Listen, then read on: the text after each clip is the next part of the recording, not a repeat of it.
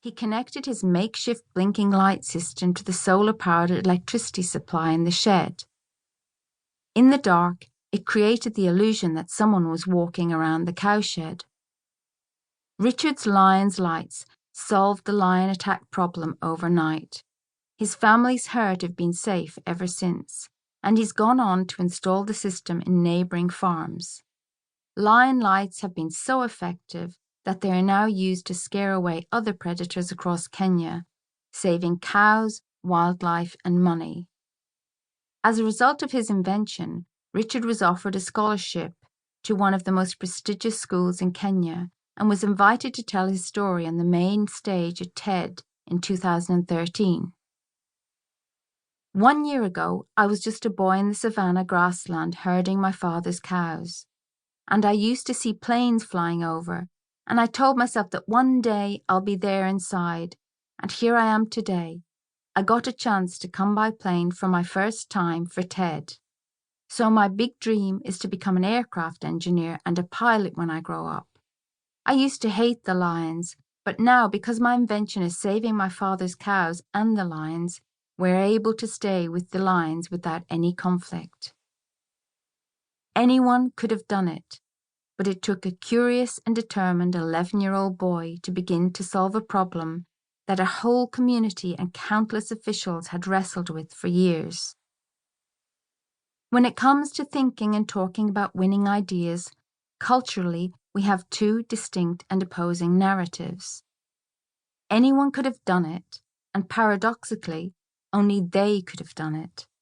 Good ideas are often either dismissed as obvious, or, as author Charles Ledbetter says, destined only to be had by special people in special places, often at elite institutions and startup incubators, facilitated by PhDs, whiteboards, angel investors, or a stash of coloured sticky notes.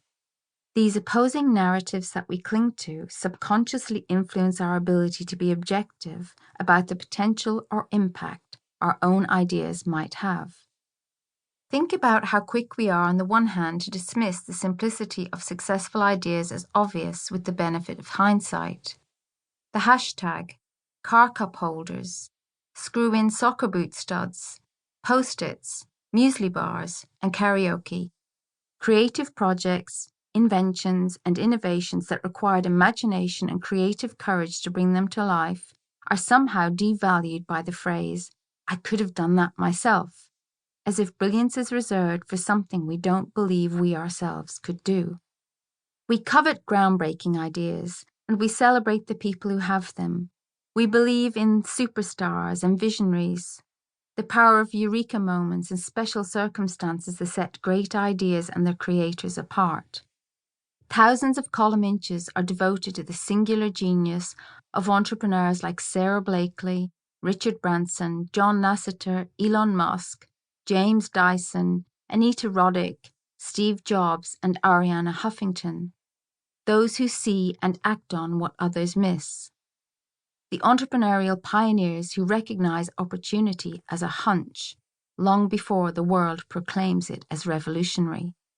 We all secretly want to be the exception, not the rule.